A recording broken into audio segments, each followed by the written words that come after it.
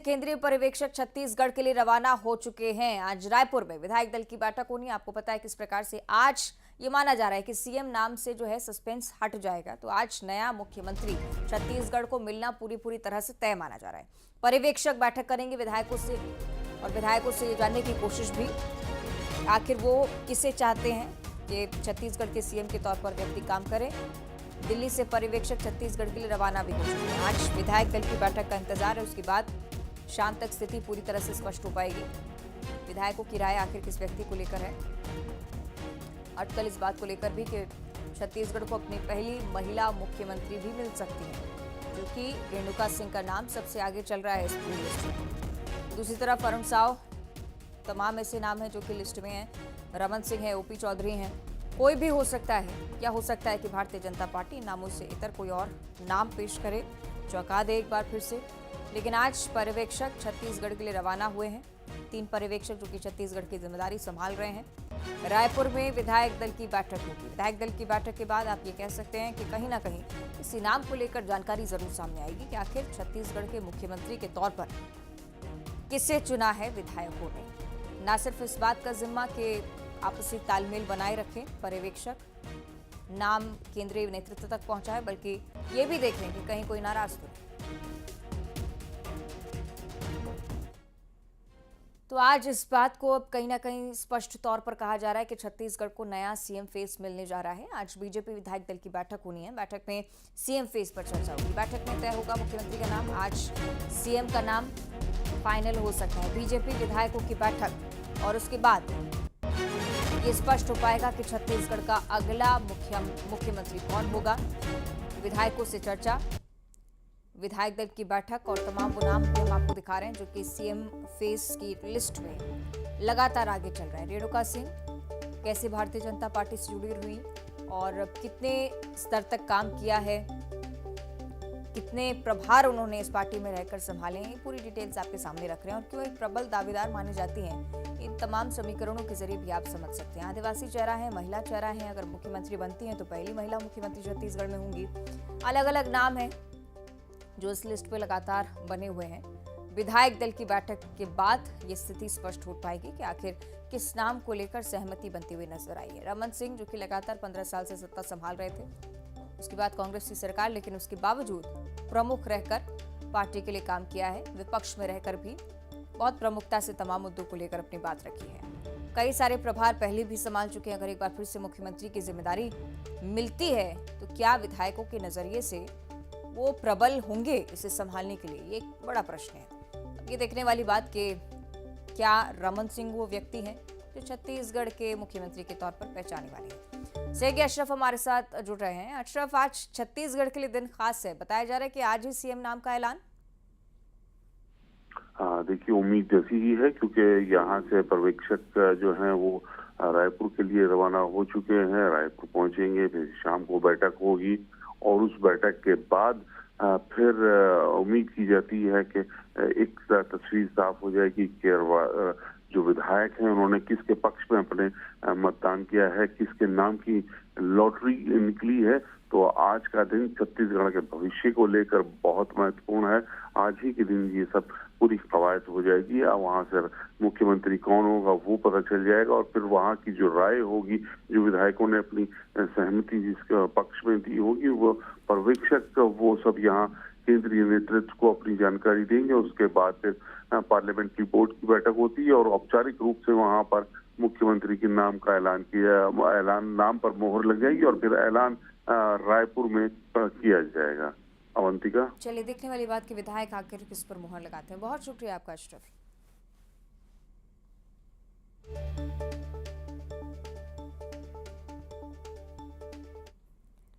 और छत्तीसगढ़ बीजेपी प्रभारी ओम माथुर और सह प्रभारी नितिन नवीन रायपुर कल पहुंचे हैं और विधायक दल की बैठक में दोनों ही नेता शामिल होने वाले हैं।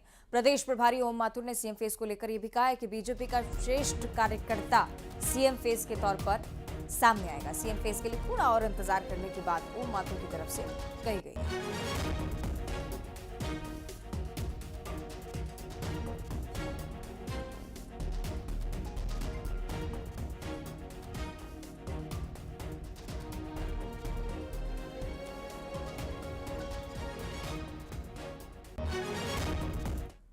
और दूसरी तरफ छत्तीसगढ़ कांग्रेस में हार पर हाहाकार मचा हुआ है। किसी भी नेता को पार्टी की हार हजम नहीं हो रही है और वो अब खुलकर एक दूसरे पर गंभीर आरोप लगा रहे हैं। पूर्व विधायक बृहस्पति सिंह, जिनको आपने सुना भी, अब एक और नाम सामने आ रहा है। पूर्व विधायक मनेन्द्रगढ़ के नेता डॉक्टर विनय जायसवाल, जिन्होंने पार्टी नेता टीएस सिंहदेव का नाम लिए बगैर गंभीर आरोप लगाए। कहा कि चुनाव में राज दरबारी को टिकट दे दिया गया। इतना ही नहीं, उन्होंने प्रभारी सचिव पर उनसे पैसे लेने का भी आरोप लगाया।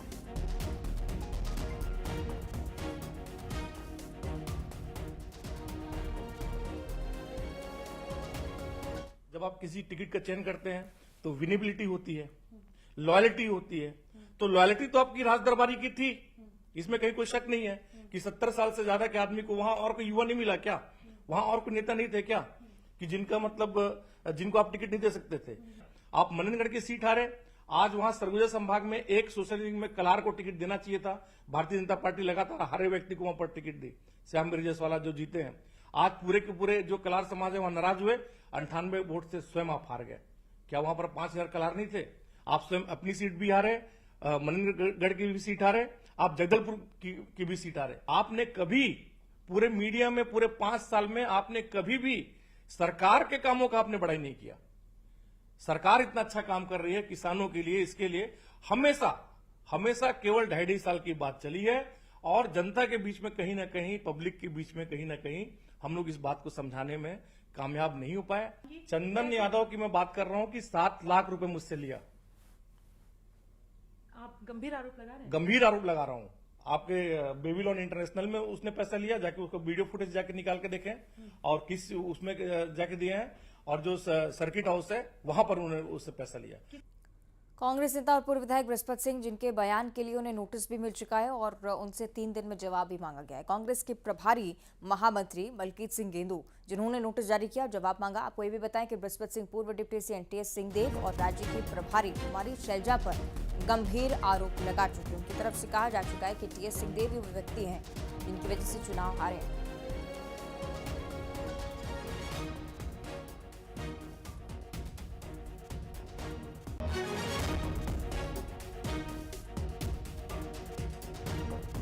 कुमारी शैलजा और टीएस सिंहदेव को लेकर बयान। बृहस्पति सिंह की तरफ से, कांग्रेस की तरफ से नोटिस मिला, लेकिन अपने बयान पर काबिज हैं। इस बात का जिक्र भी उनकी तरफ से मलकीत सिंह गेंदू, जिनकी तरफ से नोटिस मिला है 3 दिनों में जवाब पेश करना है इस पूरे बयान को लेकर। लेकिन आप ये भी देखिए कि हार का ऐसा इफेक्ट कि अब जाकर तमाम नेता खुलकर एक दूसरे का विरोध कर रहे हैं।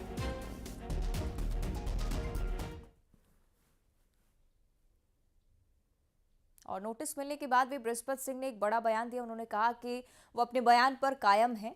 यही नोटिस अगर कांग्रेस ने कुछ लोगों को पहले दे दिया होता तो कांग्रेस को हार का सामना नहीं करना पड़ता। मैं डरता नहीं हूं, अपनी हाईकमान पर मुझे भरोसा है, बृहस्पति सिंह कह रहे थे। देखिए,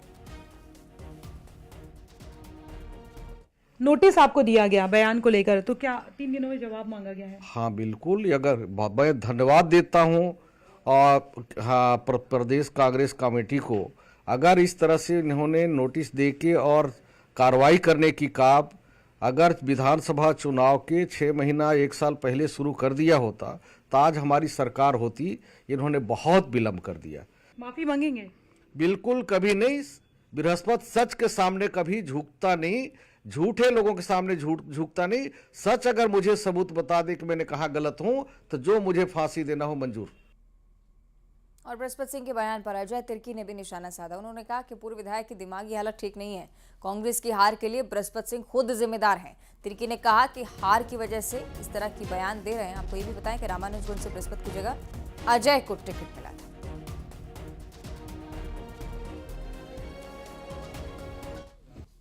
कल का जिस तरीके से बयान आया है, मुझे लगता है कि बृहस्पति सिंह जी एक तो टिकट न मिलना और दूसरा उनका सोचा हुआ काम पूरा ना होना, उसके कारण उनकी मानसिक स्थिति भी थोड़ा खराब हो गई है। क्योंकि इतने सीनियर पर्सन पार्टी लेवल छोड़ दिया जाए तो वो भी एक पिता है, वो भी एक बच्चियों के पिता है और बेटों के पिता है। मुझे नहीं लगता कि किसी महिला के लिए या किसी पार्टी के सीनियर व्यक्ति के लिए इस तरीके का बयान देना चाहिए। तो मुझे लगता है कि मानसिक स्थिति वो खो चुके हैं। और वहीं छत्तीसगढ़ में राज बदलने के बाद से बुलडोजर की कार्रवाई देखने को मिल रही है। राजधानी रायपुर से लेकर अलग अलग शहरों में बुलडोजर चल रहा है। अवैध मकानों पर कार्रवाई की जा रही है। तस्वीरें भी आपको दिखा देते हैं। दुर्ग, महासमुंद और कोरिया से 3 तस्वीरें आपकी टीवी स्क्रीन पर। प्रशासन ने अतिक्रमणकारियों के खिलाफ कार्रवाई की। दुर्ग में भी अवैध प्लॉटिंग पर बुलडोजर चलाया। महासमुंद की तस्वीर बागबाहरा और पिथौरा की है। बुलडोजर यहाँ पर भी चला है। अवैध दुकानों को हटा दिया गया। कोरिया का ये दृश्य जिसमें अतिक्रमण हटाने पहुंचे वन और पुलिस विभाग की टीम के साथ ग्रामीणों और अतिक्रमणकारियों की बहस हुई, लेकिन इसके बावजूद पूरी सख्ती के साथ कार्रवाई को अंजाम देने की कोशिश में प्रशासन जुटा हुआ है।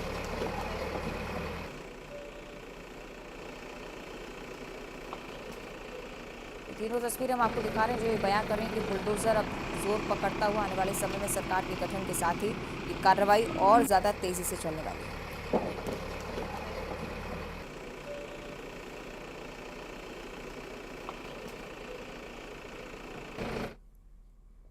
और अब जिक्र करेंगे नारायणपुर का, जहां बीजेपी नेता कोमल मांझी की हत्या कर दी गई है। नक्सलियों ने बीजेपी नेता कोमल मांझी की उस समय हत्या की जब वो पूजा करने के लिए पहुंचे थे।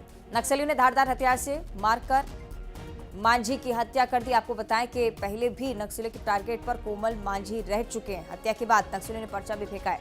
हत्या का ये मामला छोटे डूंगर थाना क्षेत्र का एएसपी हेमसागर सिद्धार्थ, जो कि इस पूरी घटना की पुष्टि कर रहे थे, वे बता रहे थे कि नक्सलियों की तरफ से इस पूरी घटना को अंजाम दिया गया।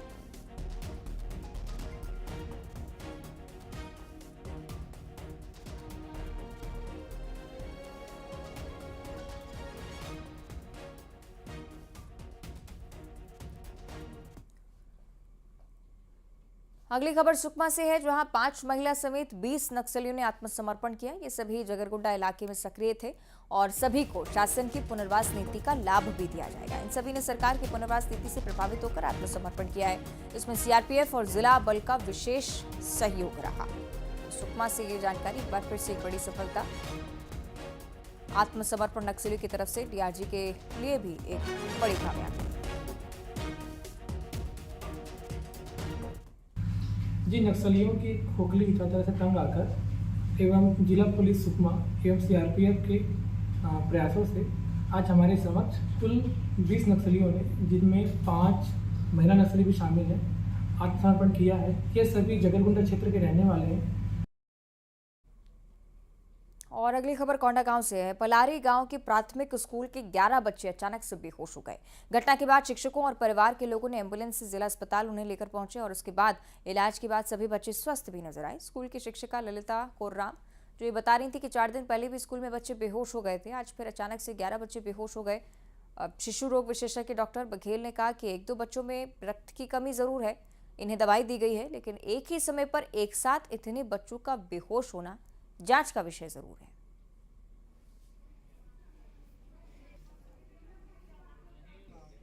शनिवार के दिन बैगलेस डे रहता है, बच्चे आए, प्रेयर वगैरह हुआ, व्यायाम हुआ, उसके बाद बैठे, फिर अचानक एक बच्चे बेहोश होते हो, जैसे 2, 3, 4 बच्चे बेहोश हो गए। फिर हम उनके गार्जियन को बुलाए।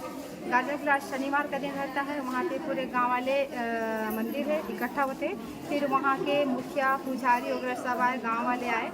तो उसके बाद फिर बच्चे लोग को देखे और फिर बच्चे लोग को पानी वगैरह करे तो बच्चे ठीक हो गए। जांच उपरांत ये है कि कोई भी बच्चे में ऐसा तो कोई लक्षण नहीं दिखा कि जिस कारण वो बेहोश हो रहे, लेकिन कुछ बच्चों में खून की कमी ऐसा दिख रहा है, तो इसलिए उनके कुछ जांच आवश्यक जांच उनसे करवाई जा रही है। अगली बड़ी खबर रायपुर से, जहां एनसीआरबी 2022 की रिपोर्ट में एक बड़ा खुलासा हुआ। रिपोर्ट में कहा गया है कि छत्तीसगढ़ में महिलाओं को गैरों से कम अपनों से ज्यादा खतरा है। रिपोर्ट में बताया गया कि छत्तीसगढ़ में 1213 रेप पीड़िताएं ऐसी हैं जिन्हें दोस्त, परिचित, पड़ोसी, सहकर्मी, ऑनलाइन दोस्त और रिश्तेदार अपना शिकार बना रहे थे। 97 पीड़िताएं ऐसी जो रिश्तेदारों की ज्यादती का शिकार हुई हैं। 724 पीड़िताओं के साथ ऑनलाइन दोस्त, लिव इन पार्टनर या तलाकशुदा व्यक्ति से रेप की वारदात को अंजाम दिया जाता है। 392 महिलाएं ऐसी हैं जिन्हें पड़ोसी और फैमिली फ्रेंड ने हवस का शिकार बनाया। रिपोर्ट में बताया कि 33 ऐसी महिलाएं हैं जिसमें आरोपी अपरिचित निकले।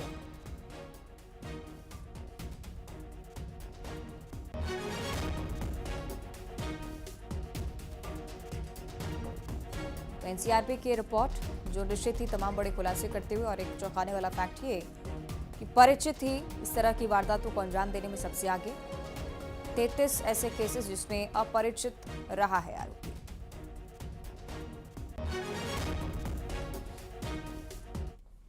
बहत्तर साल पहले शादी के बंधन में बंधे और अब एक साथ दुनिया को अलविदा कह दिया। कोरबा जिले के प्रगति नगर दीपिका में पति की मौत के 24 घंटे के अंदर ही पत्नी की जान चली गई।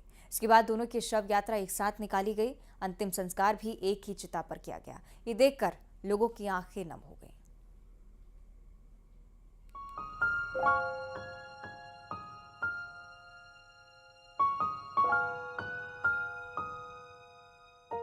एक साथ शादी के बंधन में बंधे और एक साथ दोनों ने दुनिया को अलविदा कह दिया। कोरबा में एक पति और पत्नी का एक साथ अंतिम संस्कार किया गया। दीपिका के रहने वाले नारायण सिन्हा का बीमारी के चलते निधन हो गया। पत्नी रमावती देवी पति के बिछड़ने का सदमा बर्दाश्त नहीं कर सकी। पति की मौत के सदमे में 24 घंटे में पत्नी की भी मौत हो गई। मौत के बाद दोनों की शव यात्रा भी साथ साथ निकाली गई। एक ही चिता पर 72 साल का रिश्ता खत्म हो गया। शादी के मंडप पर जन जन का साथ निभाने की कसम खाने वाली इस जोड़ी को धूमधाम से आखिरी विदाई दी गई। 6 तारीख को अचानक उनकी तबीयत खराब हुई, लगभग 2:30 बजे, और उनका देहांत हो गया। कुछ लोग, परिवार के लोग बाहर से आने वाले थे, जिसके चलते उनके अस्थि को हम लोग उनके शव को हम लोग रोके हुए थे कि दूसरे दिन होगा। दूसरे दिन 7 तारीख को अचानक मेरी माताजी की तबीयत लगभग 10 बजे ख़राब हुआ और वो भी इस दुनिया में नहीं रही। दोनों लोगों का अंतिम संस्कार हम लोग एक साथ 7 तारीख को। 95 साल के वशिष्ठ नारायण सिन्हा मूल रूप से बिहार के रहने वाले थे। पिछले कई सालों से वो दीपिका में रहते थे। लंबे समय से बीमार चल रहे नारायण का इलाज चल रहा था। दोनों की मौत के बाद लोगों के बीच चर्चा का विषय बना हुआ है। गांव में दंपति के निधन के बाद गमगीन माहौल है। हर कोई उनको याद कर रहा है।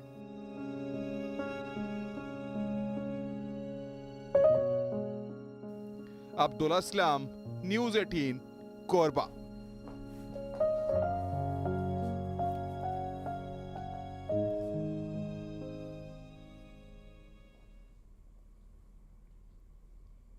हॉरर किलिंग के केस का जिक्र करेंगे। जिस हॉरर किलिंग का गवाह वो घर बना जहां प्रेमी प्रेमिका ने प्लान किया था कि वो घर में रात को जरूर मिलेंगे। प्रेमी ने प्रेमिका के घर में एंट्री की और उसी वक्त अचानक किसी और की भी एंट्री हो जाती है और फिर सुनाई दी चीखने चिल्लाने की आवाज।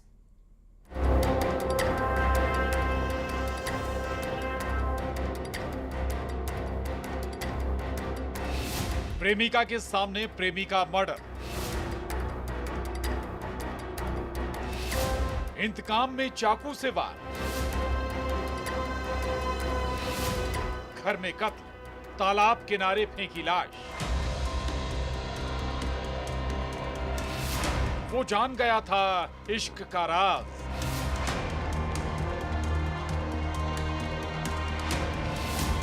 रायपुर में हॉरर किलिंग। इस तालाब किनारे मिली लाश का कनेक्शन एक लव स्टोरी से है। हत्यारे ने पुलिस को गुमराह करने के लिए लाश को यहां फेंक दिया था, लेकिन जिसकी हत्या हुई है उसका कत्ल आरोपी ने अपने घर में किया।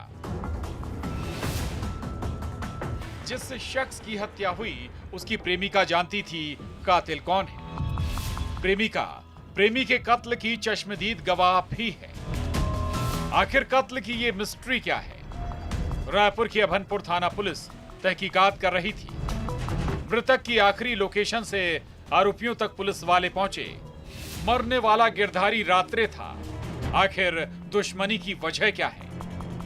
गिरोला गांव में तालाब के किनारे में डेड बॉडी पड़ी हुई है। पुलिस ने मर्ग कायम किया और जब घटनास्थल का निरीक्षण किया, आसपास में पूछताछ किया, तो पता चला मृतक गिरधारी रात्रे 22 वर्ष का युवक गिरोला गांव का ही रहने वाला है। इस कत्ल के खुलासे से पहले उस लव स्टोरी के बारे में बताते हैं जिसका कनेक्शन इस कत्ल से है। दरअसल गिरधारी रात्रे की एक लड़की से दोस्ती हुई। दोस्ती प्यार में बदली।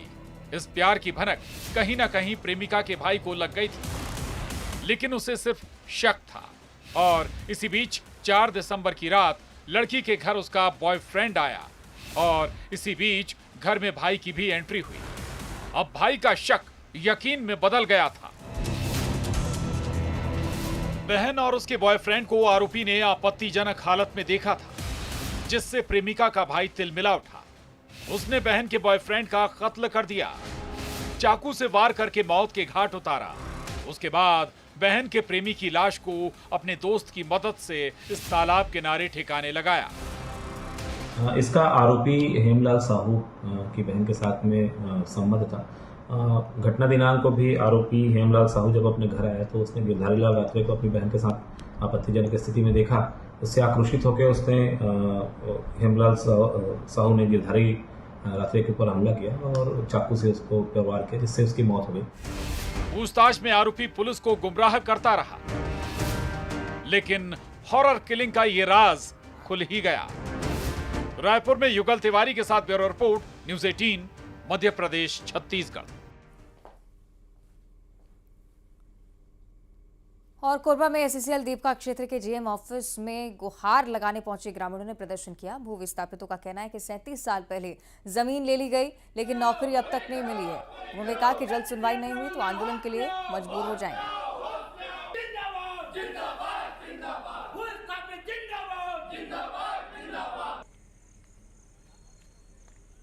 तो एससीएल खदान का ये पूरा मामला, जिसे लेकर आक्रोश भू विस्थापितों का। और बिलासपुर में 3 महीने की गर्भवती महिला से उसके पति ने दहेज के लिए मारपीट की और शादी के 2 महीने के बाद भी ससुराल पक्ष के लोगों ने महिला को सताना शुरू किया। तंग आकर महिला ने पति, सास, ससुर और ननंद के खिलाफ सीपत थाने में केस दर्ज कराया है। पुलिस ने पति, सास, ससुर और ननंद को गिरफ्तार किया है। आगे की कार्रवाई में जुटी हुई है।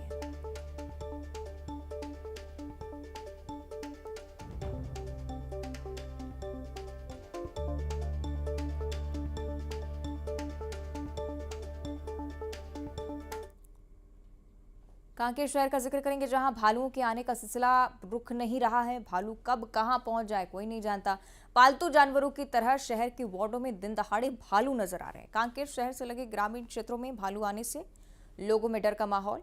कुछ दिन पहले ग्राम पुस्सावंड में भी खेत जा रही एक महिला पर भालू ने हमला किया था।